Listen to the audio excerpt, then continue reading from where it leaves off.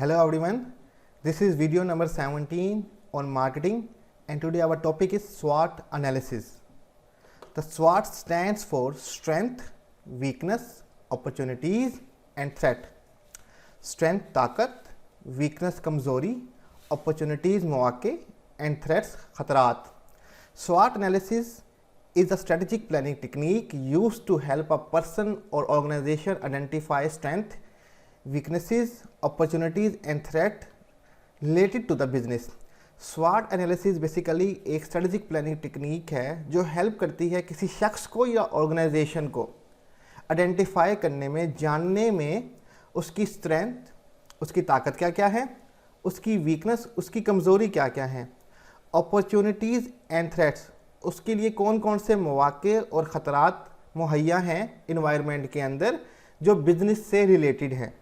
ठीक है, तो स्वॉट एनालिसिस बेसिकली किसी भी शख्स को या ऑर्गेनाइजेशन को उसकी ताकत और कमज़ोरियों के बारे में बताती है और उसको आइडेंटिफाई करवाती है कि आपके लिए कौन से अपॉर्चुनिटीज़ और थ्रेट जो हैं वो अवेलेबल हैं. सो द गोल ऑफ स्वॉट analysis is to match the company strength to attract the opportunities in the environment while eliminating the weakness and minimizing the threat. अब मकसद क्या है स्वॉट एनालिसिस का बेसिकली कि वो मैच करे कंपनीज़ की स्ट्रेंथ को ताकि वो अट्रैक्ट कर सकें अपॉर्चुनिटीज़ को जो इन्वायरमेंट के अंदर, माहौल के अंदर मौजूद हैं, और एलिमिनेट करे, ख़त्म करे अपनी वीकनेसेस को और मिनिमाइज़ करे थ्रेट्स को, ख़तरात को, कि जो माहौल में ख़तरात मौजूद हैं. ठीक है, कि कंपनी अपनी ताकत का इस्तेमाल करते हुए अपॉर्चुनिटीज़ को अवेल करे, अपनी वीकनेस को एलिमिनेट करे और थ्रेट्स को अवॉइड करे, किसी तरह मिनिमाइज़ करे. तो ये स्वॉट एनालिसिस का मकसद होता है कि कंपनी अपनी ताकतों और कमज़ोरों के बारे में जाने और उनकी मदद से अपॉर्चुनिटी और थ्रेट का सामना करे. ठीक है, हम आगे देखते हैं. There is a diagram of स्वॉट including strength, weakness, opportunities and threats which any company में है. हमने एक छोटी सी डायग्राम बनाई है स्वॉट की जिसमें स्ट्रेंथ, वीकनेस, अपॉर्चुनिटीज़ और थ्रेट्स मौजूद हैं जो किसी भी कंपनी में हो सकती हैं. ठीक है, किसी हर कंपनी में कोई ना कोई स्ट्रेंथ होती है, कोई ना कोई वीकनेस होती है, कुछ उनको अपॉर्चुनिटीज़ मिल रही होती हैं, कुछ उनको थ्रेट्स मिल रहे होते हैं. ठीक है, कि समटाइम कोई एक किसी शख्स के लिए एक प्रॉब्लम होती है और दूसरे के लिए वो अपॉर्चुनिटीज़ बन जाती है. मैं मिसाल देता हूँ कि पाकिस्तान में लोड शेडिंग एक बहुत बड़ी प्रॉब्लम है. ठीक है, कि बिजली जाना बहुत बड़ी प्रॉब्लम है, लेकिन वही प्रॉब्लम अपॉर्चुनिटीज़ है यूपीएस वालों के लिए और सोलर वालों के लिए कि उनके बिज़नेस इसी वजह से चल रहे हैं कि पाकिस्तान में लोड शेडिंग होती है. इसके बारे में हम कभी बाद में डिस्कस करेंगे. ठीक है, प्रॉब्लम और अपॉर्चुनिटीज़ के बारे में. लेकिन हम यहाँ बात कर रहे हैं कि हर कंपनी की कुछ स्ट्रेंथ और वीकनेस होती हैं, कुछ अपॉर्चुनिटीज़ और थ्रेट्स होती हैं. अब आप यहाँ पर डायग्राम देख सकते हैं कि जो आपकी स्ट्रेंथ और वीकनेस हैं ये आपके इंटरनल फैक्टर्स हैं. ये ऑर्गेनाइजेशन के या किसी शख्स के अपने फैक्टर्स होते हैं कि उनमें क्या स्ट्रेंथ है, उनमें क्या वीकनेस है. हमारे यहाँ अपॉर्चुनिटीज़ और थ्रेट्स हैं, ये एक्सटर्नल फैक्टर्स हैं, ये बैरूनी क़ुव्वतें होती हैं कि हमारे पास अपॉर्चुनिटी और थ्रेट क्या क्या हैं. हमारे पास स्ट्रेंथ और अपॉर्चुनिटीज़ जो हैं वो पॉजिटिव होती हैं, वीकनेस और थ्रेट्स जो हैं ये हमारे पास नेगेटिव होती हैं. अब हम स्ट्रेंथ के बारे में देखते हैं कि कौन कौन सी चीज़ें हो सकती हैं जो किसी भी कंपनी के लिए स्ट्रेंथ के तौर पे काम करती हैं. Technological skills. ठीक है, टेक्नोलॉजी के हिसाब से महारत होना, स्किल्स होना किसी भी कंपनी के लिए स्ट्रेंथ कहलाती है कि वो नई टेक्नोलॉजी को अच्छे तरीके से हैंडल कर सकती है और उसके ज़रिए ज़्यादा से ज़्यादा प्रोडक्शन कर सकती है, कम्युनिकेशन कर सकती है, कस्टमर तक पहुंच सकती है. तो टेक्नोलॉजिकल स्किल्स बेसिकली स्ट्रेंथ कहलाती है किसी भी कंपनी में. लीडिंग ब्रांड्स, ऐसे ब्रांड्स होना जो लीड कर रहे हों मार्केट के अंदर, वो कंपनी के लिए स्ट्रेंथ होते हैं. कस्टमर लॉयल्टी, कस्टमर का आपके साथ लॉयल होना ये कंपनी की स्ट्रेंथ होती है. जब एक कस्टमर लॉयल होता है तो वो बहुत सारे और कस्टमर को कंपनी के पास लेके आता है. स्किल्ड मैनेजमेंट, जो इंतज़ामिया है उसका महारत अच्छी होना. ठीक है, स्किल्डफुल होना कि मैनेजमेंट जो है, इंतज़ामिया जो है वो स्किल्ड है, तो ये कंपनी के लिए बहुत ही अच्छी स्ट्रेंथ होती है. अब हम वीकनेस की तरफ आ जाते हैं जो नेगेटिविटी है. एब्सेंस ऑफ स्किल्स, महारत का ना होना, स्किल्स का ना होना. कुछ कंपनीज ऐसे होते हैं जिसमें लोगों में स्किल नहीं होती, उनको जॉब मिली हुई होती हैं. ठीक है, रेफरेंस के बेस पे, स्किल्स कुछ नहीं होते, तो बेसिकली वो वीकनेस होती हैं कंपनी के, नेगेटिव इम्पैक्ट डालती हैं कंपनी के ऊपर. वीक ब्रांड्स, ऐसे कुछ ब्रांड्स हैं कंपनी के जो वीक होते हैं, जो कंपनी का नाम उल्टा ख़राब कर रहे होते हैं, इनको हमें एलिमिनेट करना है, ख़त्म करना है।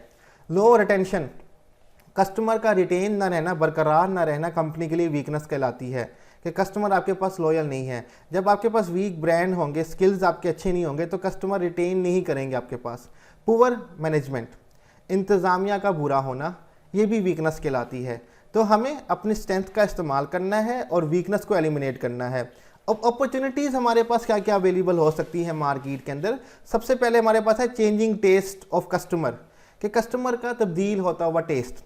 अब कस्टमर न्यू से न्यू चीज़ें इस्तेमाल करना चाहते हैं, यूज़ करना चाहते हैं, तो ये कंपनी के लिए अपॉर्चुनिटीज़ होती हैं कि वो नए से नए प्रोडक्ट बनाएं और कस्टमर को अपनी तरफ अट्रैक्ट करें। टेक्नोलॉजिकल एडवांसेस, कि टेक्नोलॉजी का एडवांस होना, अक्सर कंपनी के लिए टेक्नोलॉजी का एडवांस होना अपॉर्चुनिटीज़ कहलाती हैं, but at the same time this technological advances can be threat to some other companies. ठीक है, हम उसके बारे में डिस्कस करते हैं किस तरह से, कि लाइक हमारे पास टेक्नोलॉजी एडवांसेस है तो हम कहेंगे हमारे लिए बेहतर हो गया। हमारा जो सिस्टम है इन्वेंट्री मैनेजमेंट का या किसी भी चीज़ का, हमारा जो डिस्ट्रीब्यूशन का है, ऑनलाइन काम शुरू हो जाता है हमारा। ठीक है, तो हमारे लिए बड़ा बेहतर है, टेक्नोलॉजी एडवांस हो रही है, घर बैठे ही खाना मंगवा लेते हैं, जाना नहीं पड़ता। ठीक है ना, ये टेक्नोलॉजिकल एडवांसेस है। कंपनी के लिए टेक्नोलॉजिकल एडवांसेस एक अपॉर्चुनिटी है कि वो अपने बिजनेस को एक्सपैंड कर सकते हैं, फैला सकते हैं। ठीक है, और हमारे पास है लोअर टैक्सेस, टैक्सेस का कम होना बड़ी अच्छी अपॉर्चुनिटी है कि जो आपके बिजनेसमैन हैं वो टैक्सेस कम होंगे तो उनको कम के पे करना पड़ेगा, तो वो कस्टमर पे भी कम टैक्सेस लगाएंगे, तो टैक्सेस का कम होना बहुत अच्छी अपॉर्चुनिटी है।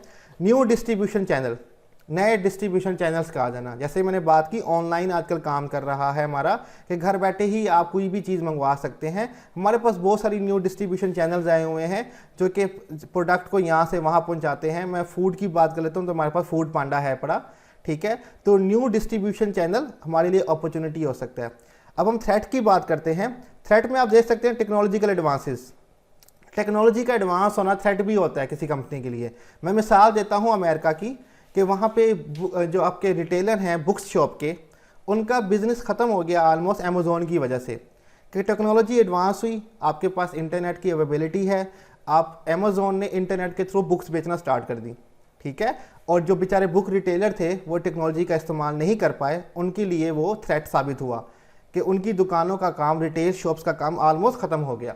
ठीक है, तो किसी कंपनी के लिए टेक्नोलॉजिकल एडवांसेस अपॉर्चुनिटीज़ हैं और किसी कंपनी के लिए टेक्नोलॉजिकल एडवांटेज थ्रेट हैं। टैक्सेस इंक्रीज, टैक्स का बढ़ना थ्रेट है। ठीक है, कि अचानक से टैक्स इंक्रीज हो जाए तो कंपनी को अपने प्रोडक्ट एक्सपेंसिस करने पड़ जाते हैं, तो एक्सपेंसिस जब एक्सपेंसिव हो जाते हैं आपके प्रोडक्ट, एक्सपेंसेस बढ़ जाते हैं तो कस्टमर को ज़्यादा पे करना पड़ता है, तो वो फिर आपके सब्स्टिट्यूट प्रोडक्ट की तरफ जाना स्टार्ट कर देता है। ठीक है, चेंजिंग गवर्नमेंट पॉलिसीज़, गवर्नमेंट की पॉलिसीज़ का चेंज हो जाना अचानक से, ये भी कंपनी के लिए बड़ा इशू होता है। हमारे हर 5 साल बाद गवर्नमेंट चेंज होती है, वो पॉलिसी चेंज कर देती है, तो कंपनी को नए सिरे से काम करना पड़ता है, तो ये भी उनके लिए थ्रेट है। न्यू डिस्ट्रीब्यूशन चैनल, अब एक तरफ डिस्ट्रीब्यूशन चैनल का आना अपॉर्चुनिटीज़ है, दूसरी तरफ थ्रेट है। कुछ लोग ये नए चैनल नहीं अवेल करना चाहते, अवेल नहीं कर पाते, एक्सपेंसेस नहीं होते उनके पास, पैसा नहीं होता उनके पास, तो ये न्यू डिस्ट्रीब्यूशन चैनल उनके लिए ख़तरात बन जाते हैं। ठीक है, तो कुछ चीज़ें हैं जो अपॉर्चुनिटीज़ हैं, एट द सेम टाइम वही चीज़ें आपके लिए थ्रेट भी हो सकती हैं। तो स्वॉट एनालिसिस बेसिकली जायज़ा लेता है कि कंपनी की स्ट्रेंथ और वीकनेस क्या है और मार्केट में कौन कौन सी अपॉर्चुनिटीज़ और थ्रेट्स जो है वो मौजूद हैं। इनके अलावा बहुत सी स्ट्रेंथ और वीकनेस हो सकती हैं। किसी स्टूडेंट में एक स्ट्रेंथ है पड़ी कि वो पढ़ने में बहुत अच्छा है, ठीक है, बहुत ही अच्छा है पढ़ने में, और किसी में स्ट्रेंथ है पड़ी कि उसके इंटरपर्सनल स्किल्स बहुत अच्छे हैं, वो लोगों से कम्युनिकेट बहुत अच्छे तरीके से कर सकता है। ठीक है, तो मैं हमेशा एक बात कहता हूँ कि जो पढ़ने वाले बच्चे होते हैं उनके लिए अपॉर्चुनिटी होती है मैट्रिक और इंटर तक, कि वहाँ पे वो बड़े अच्छे मार्क्स लेके जाते हैं। लेकिन जहाँ बिजनेस स्टूडेंट्स की बात आती है, लाइक BBA और MBA, यहाँ पे पढ़ने वाले कम और दूसरे स्टूडेंट जो होते हैं जो पढ़ाई में कम अच्छे होते हैं लेकिन इंटरपर्सनल स्किल्स बड़े अच्छे होते हैं, जिनकी प्रेजेंटेशन स्किल्स बड़े अच्छे होते हैं, वो वहाँ पे बाजी ले जाते हैं। तो कहीं पे किसी और के लिए अपॉर्चुनिटी है और कहीं पे किसी और के लिए अपॉर्चुनिटी है। तो स्वॉट एनालिसिस बेसिकली किसी भी पर्सन या कंपनी की स्ट्रेंथ, वीकनेस, अपॉर्चुनिटी और थ्रेट के बारे में डिस्कस करता है रिलेटेड टू बिजनेस। तो आज का हम टॉपिक यहीं पे ख़त्म करेंगे। इनकी स्लाइड जो है उसका लिंक जो मैं डिस्क्रिप्शन में दे दूंगा, कोई भी क्वेश्चन हो तो आप कमेंट में पूछ सकते हैं। तो हम लेक्चर यहीं पे ख़त्म करते हैं। अल्लाह हाफिज़।